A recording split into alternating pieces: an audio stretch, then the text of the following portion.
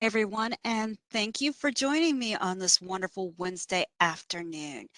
So, you're taking part in the Champions of Employment webinar, taking a closer look at pre-vocational services. So, to get us started, we just want to know who's in the audience. So, if you wouldn't mind, take a moment to complete the poll once it becomes available. You've got about a minute, or actually, I'm sorry, 18 seconds. So are you a support coordinator, service provider, regional office employee, other state office employee, individual, family member, or other? So about 5 seconds left. All right, and the poll has ended. And our responses, please. It looks like most of the people who answered are support coordinators. We also have a good number of service providers joining us today, and there are a handful of regional office employees and other state employees as well. So thank you. Hope you are able to get something out of this webinar. So now what you'll kind of notice here, you've probably seen this before. The message that we want to get out here is that we have a service no matter where a person is in that process of employment. So we've already kind of talked about that determining the destination, that career planning. We've also talked about our newest service of benefits planning, which fits within that navigating work and benefits kind of circle in the center that touches, all stages of employment. So today, we specifically want to focus on that pre-vocational services. So that part of the cycle where one is developing the skills they need to become employed. So when you leave this webinar, we hope that you understand what the service provides, that you have an idea of who could benefit from this service, what individuals might be best served by this service. We definitely want you to know how do you request the service, and also understanding what to look for when one receives the service. So, perception check, just to have an idea of your own experiences. We want to know how many individuals you've coordinated pre-vocational services for. So we're specifically looking at just the pre-vocational services. Have you coordinated that for 10 or more individuals? Maybe it's only been about 5 to 9 individuals. Maybe you've had a little bit of experience, a taste of it, maybe 1 to 4, or maybe you have not had any experience requesting pre-vocational services yet. So you've got about a minute. Go ahead and let us know what your experience has been.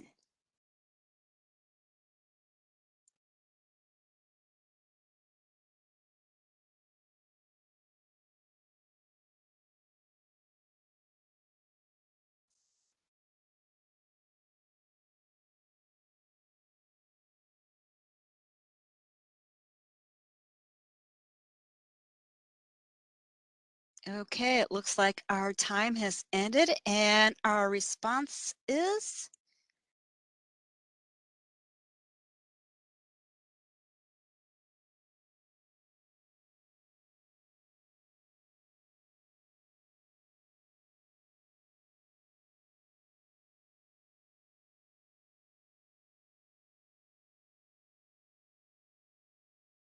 Kat. I'm not seeing the responses yet.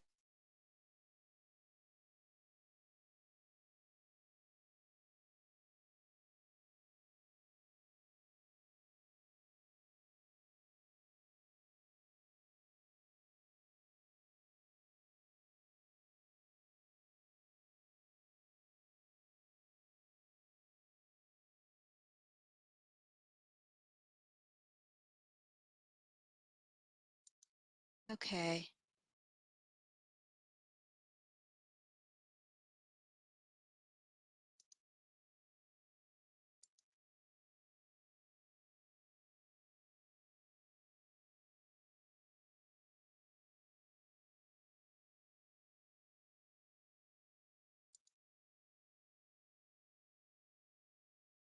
Give it another second to see if Kat comes in here and gives us the answers.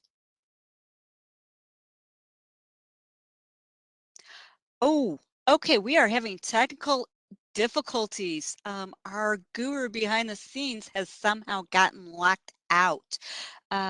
So we're just going to move on.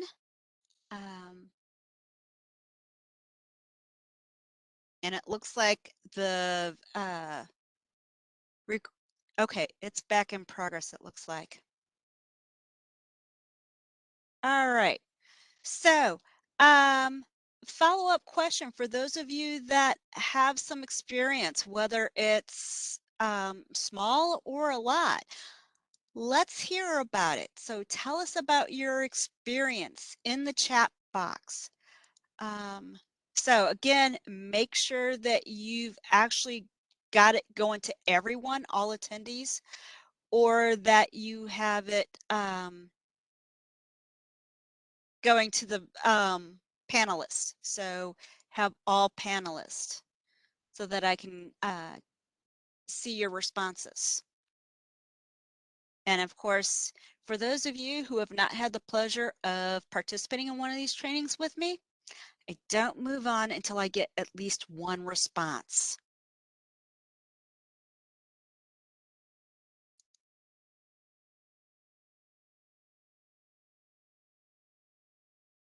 Okay. We are starting to get some responses, so great. So one person kind of mentioned hasn't had any experience yet. Another person has said that they found it to be a simple process.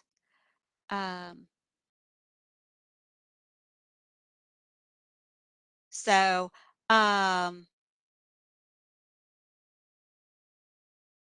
some are saying that they're having no experience yet. Person has worked with individuals through Prevoc and has found the service to be very fantastic in working on those much needed soft skills. So,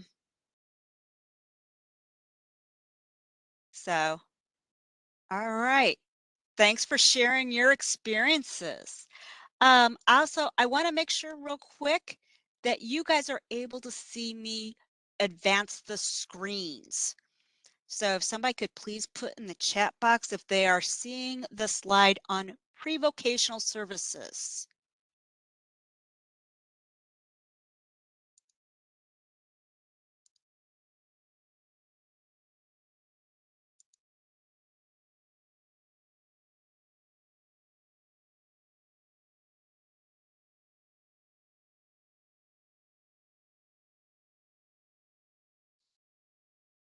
Okay, good. I'm seeing from people, yes, they are.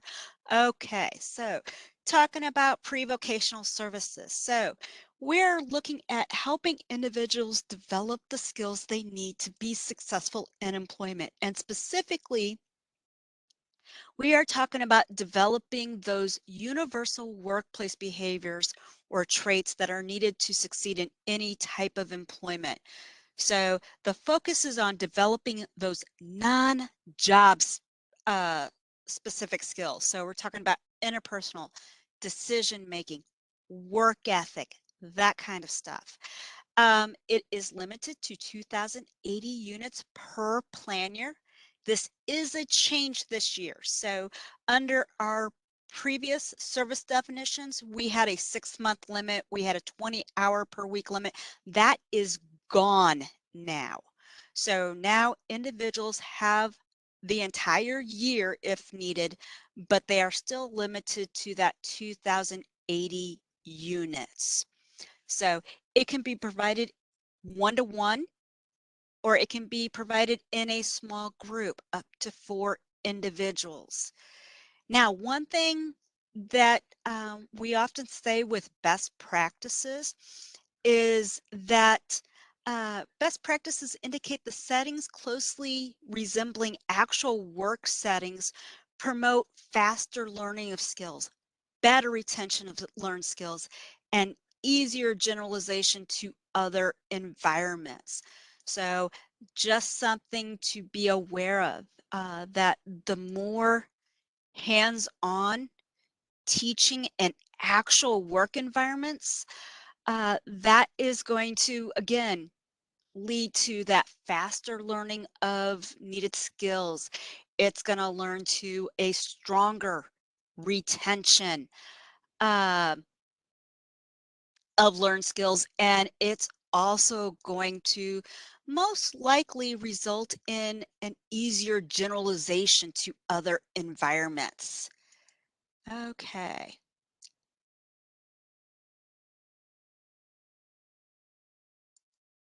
So one of the things we want to kind of talk about is also what pre-vocational services is not. So it's not a prerequisite or a requirement for all. We know a lot of people can benefit from it, but doesn't mean everybody has to go through pre-vocational first.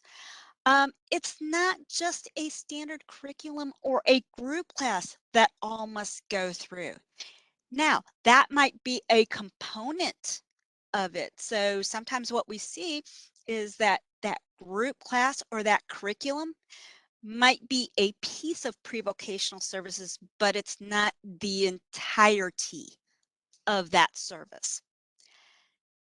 It's not just working on job-specific skills. So while job-specific skills might be incidentally learned, it's not the focus of the service and is not the reason one should receive this service. So if somebody is needing work on those hard skills, as we call them, you might need to be looking at other services or other ways of learning those skills versus thinking about pre-vocational. Again, pre-vocational is intended to develop those soft skills, those underlying habilitative skills that are universal for all jobs. It's not an ongoing service.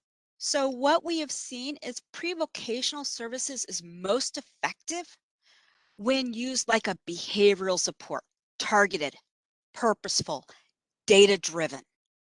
So it's kind of like get in there, fix what's holding the person back, and get out of the way and let them fly, let them succeed.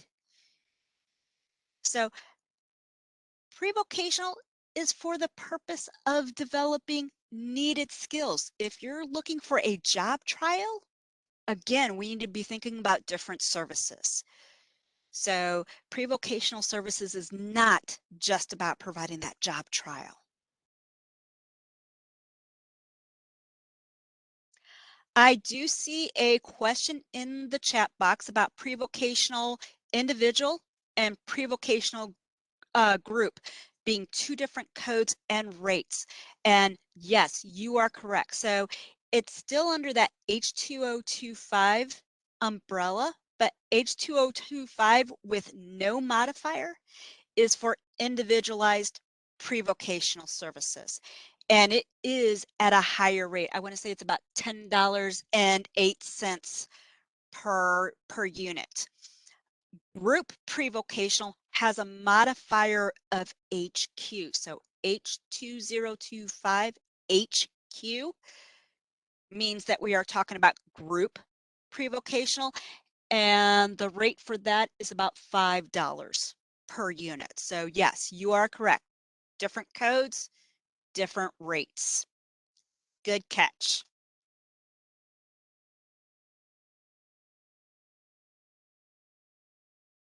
So something we want you to be aware of. Again, I can't say it enough. Pre-vocational is to develop those general universal workplace behaviors needed for any and all types of jobs. We cannot be using pre-vocational to develop those job task specific skills. So if you're saying, hey, somebody needs pre-vocational because they have to learn how to count money so that they can get a job as being a cashier, that would not be the purpose of pre-vocational. Pre-vocational, again, is intended for working on those general, universal workplace behaviors that are needed for any and all types of employment. So somebody who needs assistance with developing job task specific skills, we might need to be looking at other sources like higher education, VR, job centers to kind of look at where there might be some opportunities for working on those job specific skills.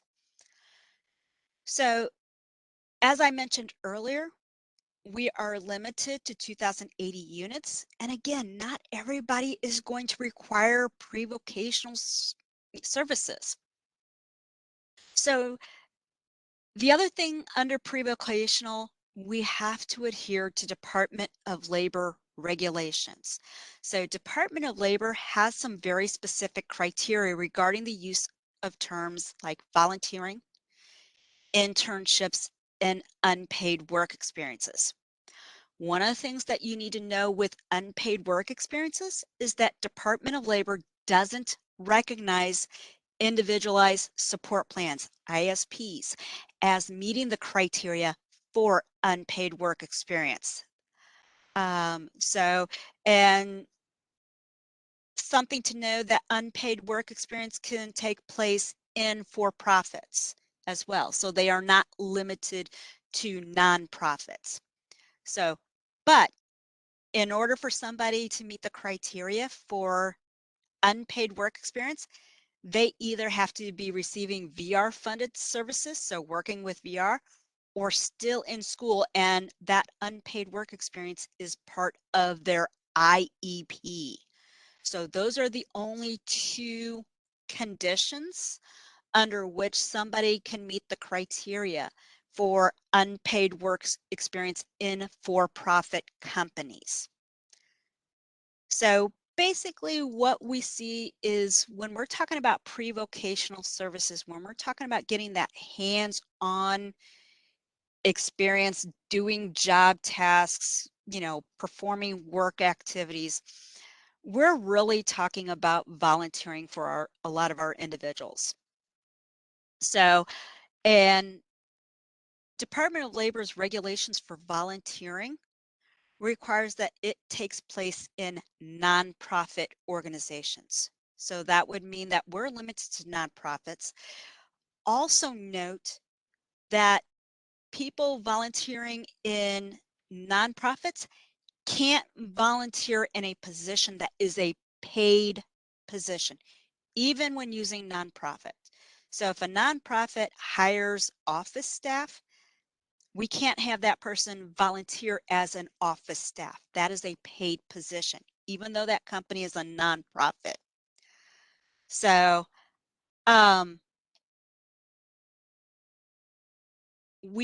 slide that you guys are seeing should have a caution sign on it, and it should start with please be aware. So please let me know if you guys are not seeing that slide. Okay, I'm seeing that's what is being seen. Okay, awesome, good. So I'm going to move on to the next slide here. Okay, so now we've got a question for you guys to kind of gauge, are we grasping the limitations, the criteria here with pre-vocational? So, can pre-vocational services be used for developing one's reading abilities?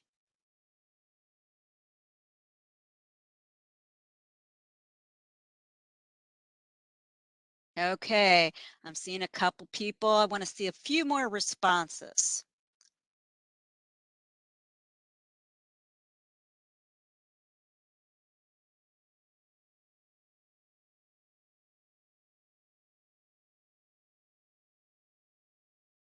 Okay.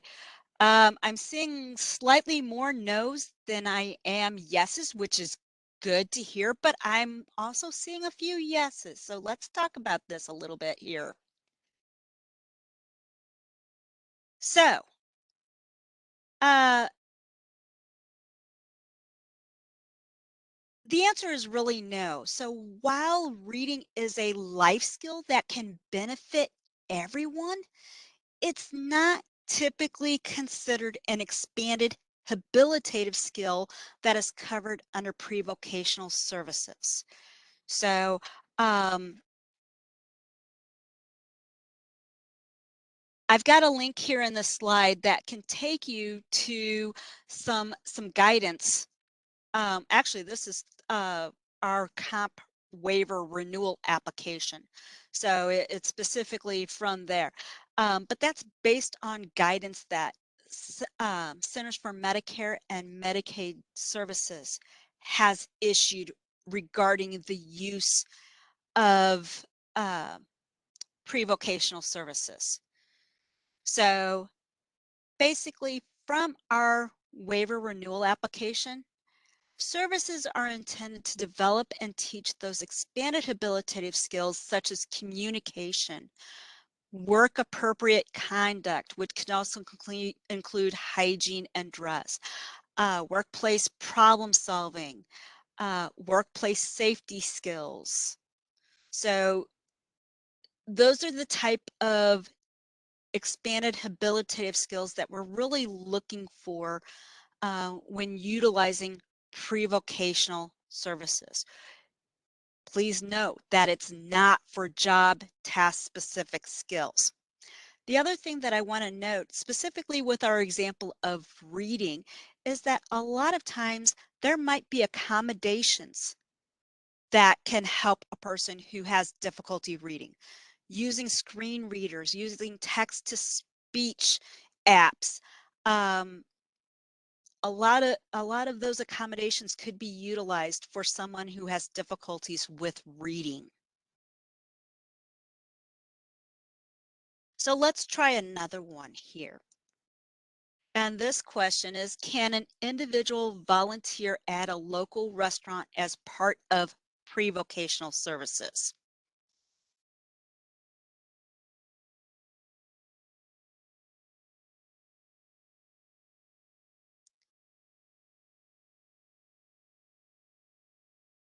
And I'm going to wait for a few more responses here.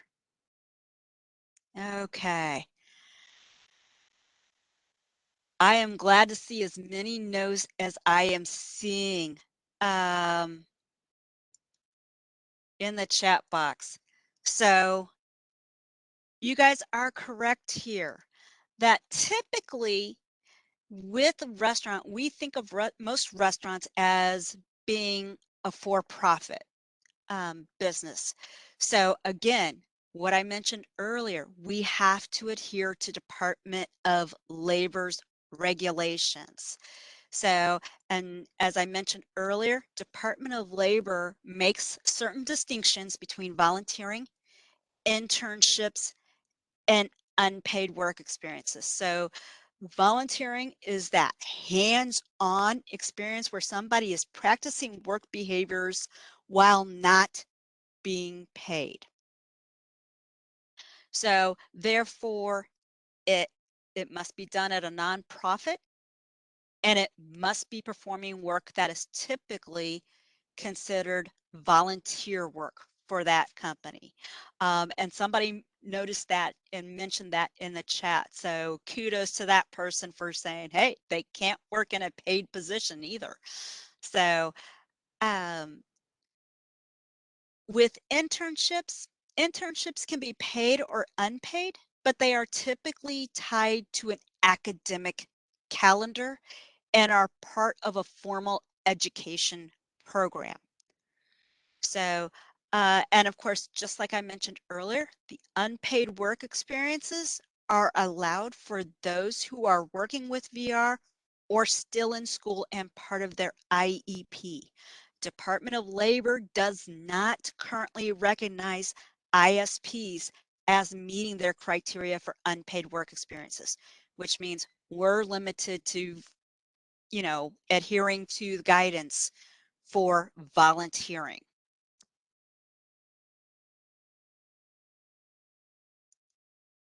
All right, so now let's talk about who makes a good candidate for this service. So typically we're looking for individuals who need support in developing those general, universal, expanded habilitative workplace behaviors.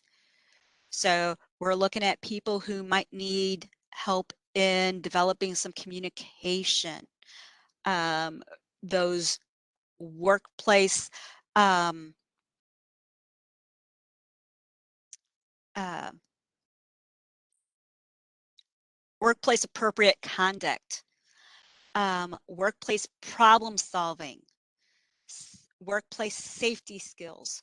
So that's kind of what we're looking for. We're looking for individuals who have to develop some specific skills to be more successful in employment. But again, when we think of the specific skills, they're for any type of employment. So this may have been determined through some kind of an assessment process, such as VR's career and exploration process. Maybe it was determined through waiver funded career planning, or maybe it was determined through an IEP process based on observations and assessments that the school has conducted. So uh, the planning team may feel strongly that these skills need some required development or refinement based on other experiences. Again, looking at observable, measurable, what's been documented. Individuals currently receiving job development but needing to refine their skills in order to maximize their independence might also make some good examples. So we think of individuals that might be on the cusp. We think they're about ready, but they just need a little bit of finishing touches, maybe a little bit more practice with certain skills to really feel confident that, yeah, this person's going to be successful. So basically what that becomes an example of where we might be able to use services concurrently. So while somebody's looking for a job, we're fine-tuning their skills. We're refining those soft skills so that they will be more successful once they get offered that job. These might be individuals that are transitioning from a congregate setting. So it could be individuals that have said that they want competitive integrated employment, but they're currently employed in a sheltered workshop. It could be individuals that are in day hab and again expressing an interest in getting a job, and so we're trying to help them transition from that congregate setting to that competitive integrated employment. Thing to note here is just because somebody's coming out of a congregate setting, just because they're coming out of day hab or coming out of shelter workshop, doesn't mean that they require pre-vocational services. It's basically saying, hey, if we think we need to refine some skills for them to be more successful as we're doing some job development, or maybe, we want to kind of start this step first, Prevoke might be an option for that person. I'm seeing a question in the chat about when somebody has supported employment, and there was also an earlier comment where somebody mentioned about people being employed but also maybe possibly needing Prevoke. If somebody's employed, the place to provide them that support would be in their job. It would be under that supported employment, because under supported employment, you can be teaching them the hard skills, but you can also be teaching them the soft skills. So ideally, when somebody's employed, teach them in that job. However, we know that there are some times that an individual might be working so few of hours that there's really not a lot of opportunity to practice those skills. And we might be having to look outside of that. With our service definitions, we don't say in our service definitions that they cannot be doing pre-voc while also employed. However, I will tell you, guidance from our federal programs unit has been that if they're employed, we should really be using supported employment to provide that support. So if somebody is needing above and beyond what can be provided under supported employment, then you really need to make that case for why they need pre-voc on top of supported employment.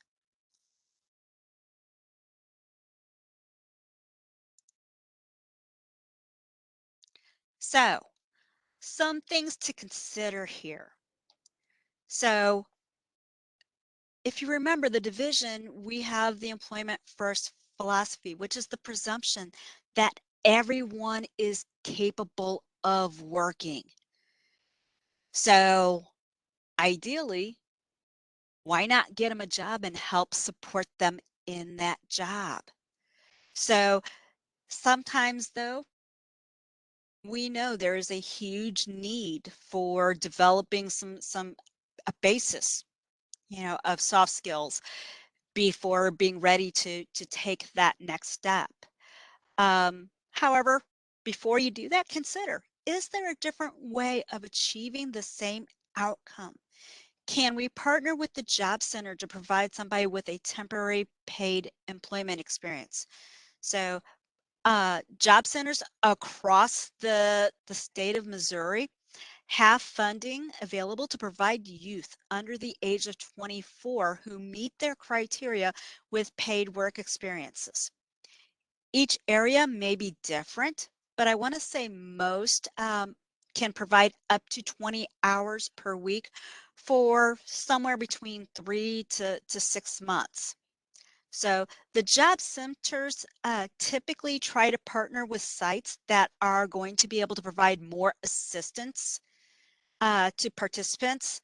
However, typically that program is not able to provide that intensive job coaching. So if somebody is needing more ongoing or intensive support to be successful than what that program can provide, this may be an example where we can kind of partner with them. So the job center provides that wage, that pay, and then we provide the job coaching. And that would be under our supported employment service. So H2023 would be how we would fund that support.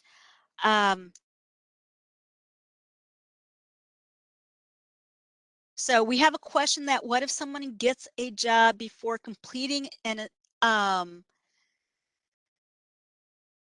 pre-employment program for 6 months? So with our service definitions, there is no minimum requirement. So when somebody's ready to move on to employment, let's move on. There's nothing saying that somebody has to participate in at least 6 months of pre-voc before they go and get a job. So if somebody's ready at 2 months, let's move on. Let's get them a job. Let's provide the support under supported employment and leave pre-vocational behind. If that person is getting the support in the job, then yes, it should be under supported employment. What I usually recommend is being proactive. So if we're asking for pre-vocational, maybe we're also asking for a handful of support employment units in case someone gets offered a job during the provision of that pre-vocational services. So I saw this happen with an individual who was using Prevoc. So the person was volunteering at Habitat for Humanity. And since Habitat for Humanity was a site that was used for the job center's paid youth work experience program, the the manager at that Habitat for Humanity asked, why is this person not getting paid through the job center? How come this person isn't part of that youth program? So the employment specialist working with that person then helped that person to apply for the job center's youth program. The person started making wages, and we switched from pre-voc to supported employment so that that person continue to work on those soft skills, but also receiving that wage during that time. So the other thing to ask, not only, can we partner with somebody else to provide a temporary paid employment experience, but can this individual be successful if given accommodations? So again, you kind of think of my example earlier with somebody that, might have difficulties reading. There's accommodations like screen readers and text to speech apps that maybe, there's another way of helping that person with that that skill. So same thing if you think of individuals who might need help to remember the tasks, to do the steps to take in completing a job task, or even maintaining that task focus. Sometimes you got to ask yourself, hey, are there accommodations? Is there assistive technology? Could job coaching possibly help? So if the person had a job coach, would they then be successful in being able to hold down a job with that support? So some things to kind of question. So how to request. So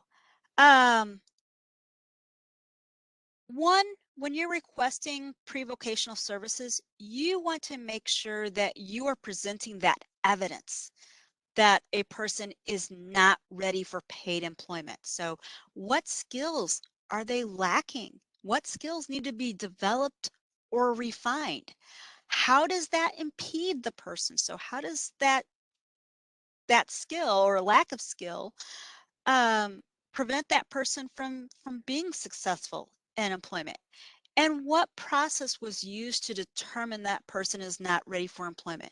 So one of the things that you'll note is that under our home and community-based services assurances, we'll say that, hey, it's based on assessed need. So that's one of our HCBS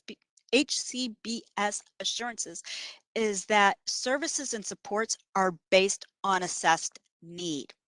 So again, how did we determine that this person wasn't ready for employment? There needs to be a goal or an outcome. How does the service assist the individual with achieving that outcome? So what is that desired behavior? What is that threshold or frequency that we're looking for? So kind of, when do we know that this person's going to be ready to move on and get a job? The request also needs to align with the service definition. We need to make sure what we're requesting fits within that service definition. So remembering our unit limit. So again, this service is limited to 2,080 units total. That the support we're providing is allowed within the service definition.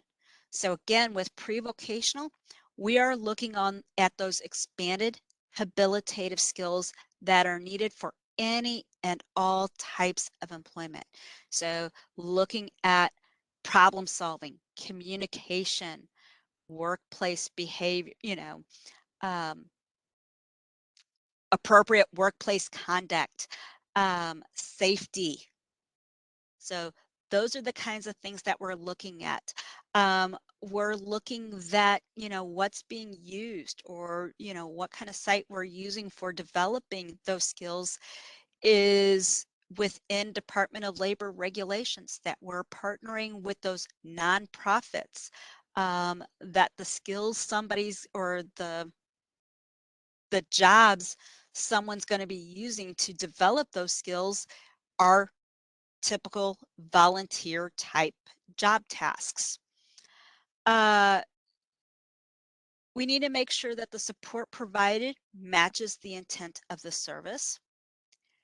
And again, that the skills to be developed are those generic workplace behaviors. So we cannot purchase this service to work on job-specific skills. So let's kind of go on and do some practice here. So Dane. Dane is expected to graduate high school in May of 22, so he's still in school right now. He would love to get a job working in a sports club where he could make sure that the players have the right equipment and the equipment is in good condition. He's a sports fanatic, loves sports. So in his IEP, it is stated that he requires constant prompting to complete each task during work-based learning activities. So if he's not being given a prompt, he's kind of standing around and looking at everybody. It's also noted that when he's not able to complete a task, if he didn't understand the instructions or something's missing, he just kind of stands there. He doesn't ask for more help. He doesn't ask somebody for clarification as to what he's supposed to be doing, or he doesn't ask for somebody to say, hey, where's more paper? I can't finish this. It's also noted that during the IEP IEP meeting, team members discussed observations where occasionally Dane would state phrases from movies when he was feeling overwhelmed. Usually it was more likely to happen if he was feeling rushed or if he was in a loud, chaotic environment. Didn't happen that often. Very, very sporadic. But when it did happen, there was kind of concerns of, ooh, if a supervisor's within earshot, they might think he's talking back to them. Or depending on what movie he decides to pick a phrase from, might not be appropriate for other people to overhear. So my question's for you. Do you think pre-vocation would be appropriate for Dane? And if so, do we feel like there's still more information that might be needed? What information might still be needed to request this service? So go ahead and put something in the chat there.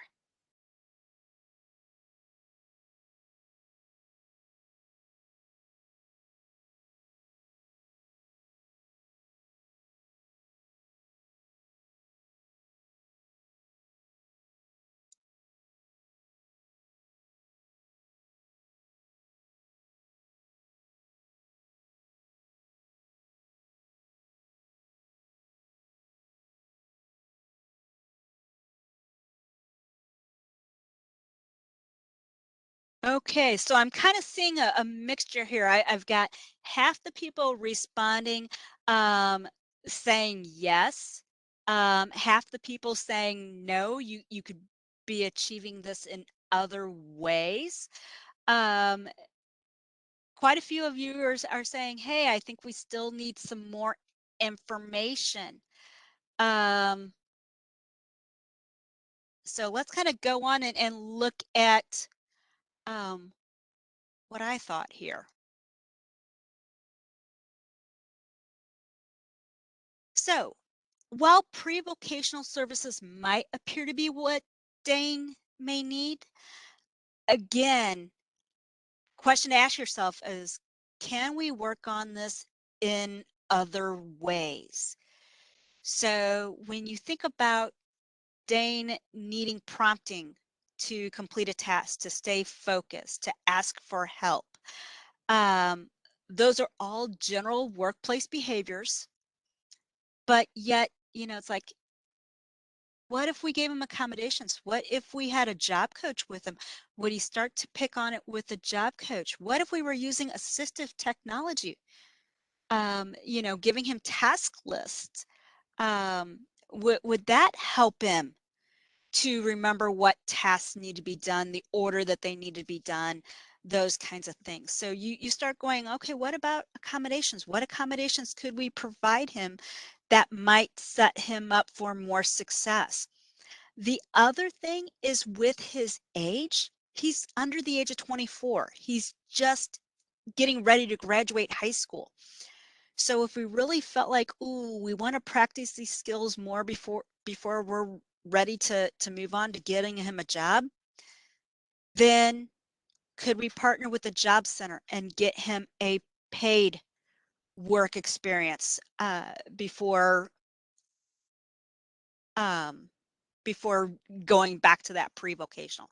So looking at doing paid work experience and using supported employment to support him, or just helping him get a job. And again, under supported employment, providing those accommodations he might need. This one might be a good one where we're doing kind of in conjunction. So while Dane is in job development, we could do pre-vocational while he's in job development. So do some refining and teaching of those skills so that hopefully once Dane gets offered a job, he's got more skills. He's a little bit stronger in some of those skills. Um, So, let's see, looking at things in the chat box here. Um, so somebody making note about how Dane responds when he gets overwhelmed. So again, what I think that comment, so the comment was talking to the team about being the best fit. So to me, it's all about that job match.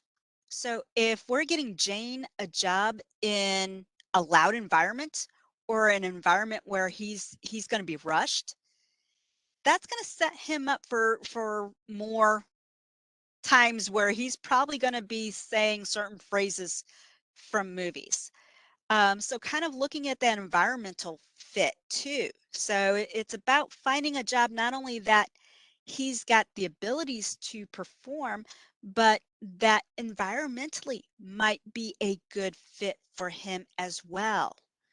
So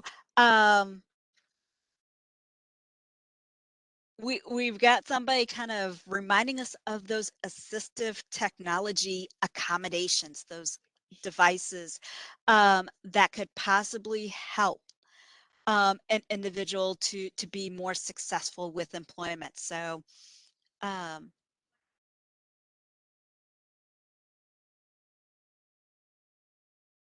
so again, I'm seeing even while he's in school, knowing that his IEP is stating that, here are some barriers. It's like, okay, so between now and May, can we really focus on addressing those issues and trying to teach him to be more independent so that he will be more ready as well? So good comments in the chat box, guys. So now let's talk about Susie. Susie is a very social, is very social, loves talking with others about their personal lives. She would love a job where she could talk with others and get to know them on a personal level. Her mom reports that Susie tends to tell individuals too much personal information. Her concern is that Susie might get herself into a situation where her identity or safety would be compromised. So, do you think pre-vocational services would be appropriate for Susie? And if so, what information do you feel might still be needed in order to request this service?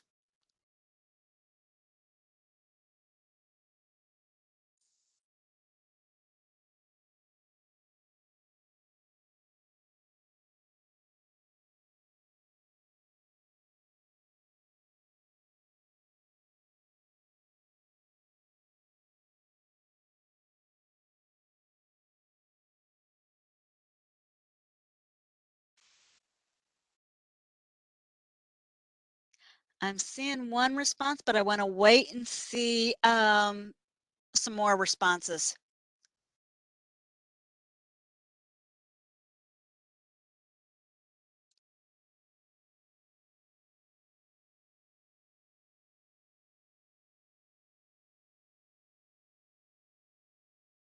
Okay. I'm seeing a lot of you are thinking that possibly yes, but then I'm also seeing there's a number of people who have kind of jumped up and stated, wait a minute, could this not be addressed through on-the-job supports that supported employment? Could a job coach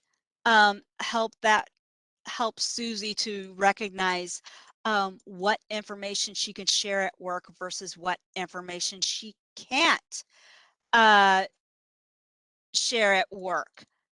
Um,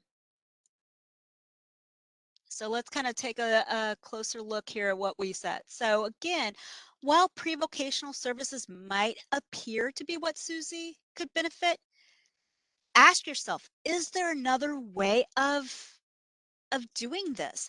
Can we achieve that outcome using other services? So can job coaching help Susie know what information can and cannot be shared? What about natural supports that might keep Susie safe? So could the environment potentially have an impact? So just like somebody was mentioning with Dane about kind of like the noisy, chaotic, overwhelming environment, being a good fit, kind of looking at, okay, are certain environments more likely to possibly lend themselves to where Susie might be tempted to share too much information versus another environment? Um, the other thing to note, pre-vocational is about skill building. So you have to ask yourself, in Susie's example, what specific habilitative skill are we needing to develop? Is she needing to work on communication? Is she needing to work on appropriate conduct, workplace problem solving skills, workplace safety? What specific skill? And I'm seeing people kind of jump in and say, well, yeah, it's safety skills. So then the next thing I go back on that, assessed need. Our HCBS assurances are that services and supports are going to be based on assessed need. So in Susie's example, what is the assessed need? How was it determined? So it's mom's concern, it's mom's fear, but do we have concrete examples of Susie giving too much information recently?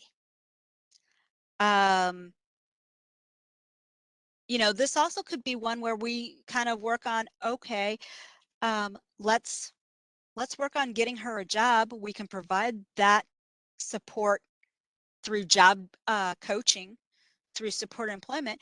But while she's looking for a job, we're also doing some pre-vocational to kind of, again, help refine, help her to understand what's appropriate to say, what's not appropriate to say in a work environment.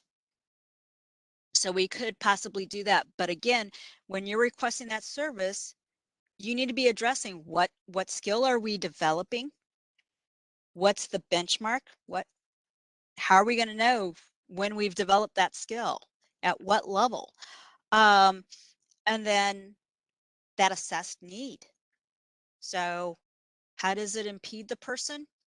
What is the assessed need? So good discussion, folks. I love it. All right, so now let's talk about the outcome requirement for this service.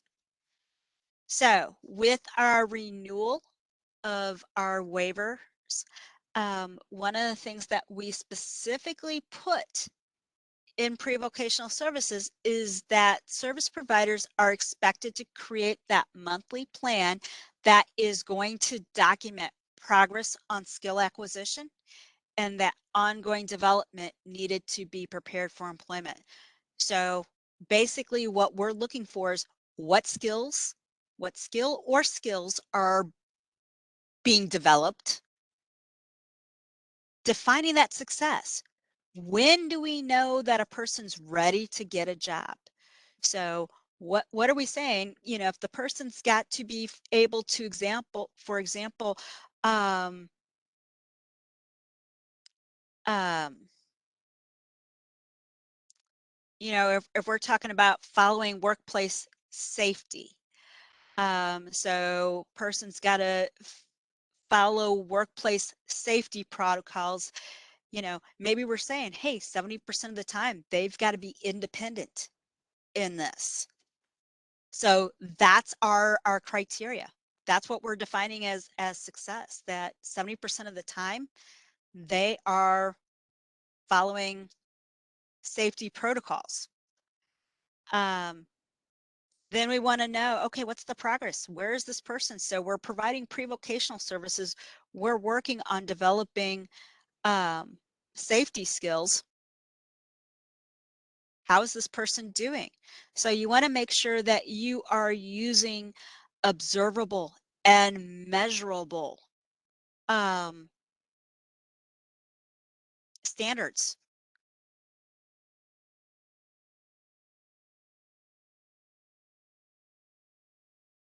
So, question for you guys. What do you need to feel more confident in requesting pre-vocational services?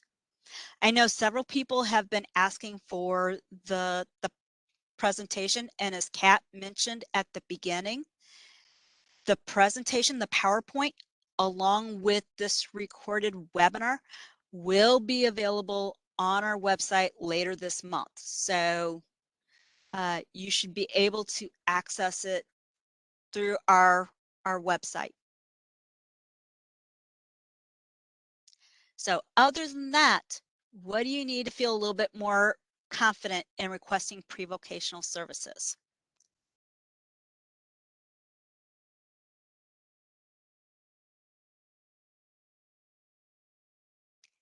And knowing that we've got about 1 minute, I'm going to go ahead and move on, but please put those ideas, those suggestions in the chat box. We do save this.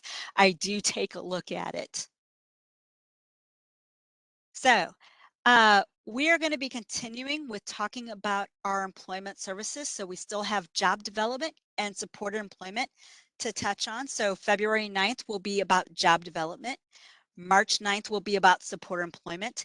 If you happen to miss the one on benefits planning or career planning, or you just want to go back and re-review today's, these are being recorded. They are available on our website. And I'm putting that in the chat box.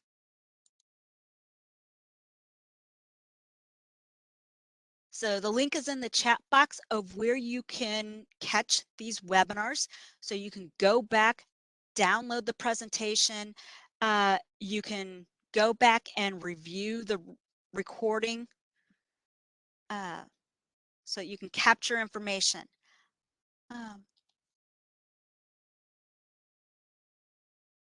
So please don't forget, answer the questions at the end of this webinar. So when you go to get out of here, there's going to be a survey that immediately pops up. Please answer those questions. That feedback is very valuable in making sure that I'm designing these so that they're worthy of your time. All right, folks. Thank you so much. And I hope you guys have a great day.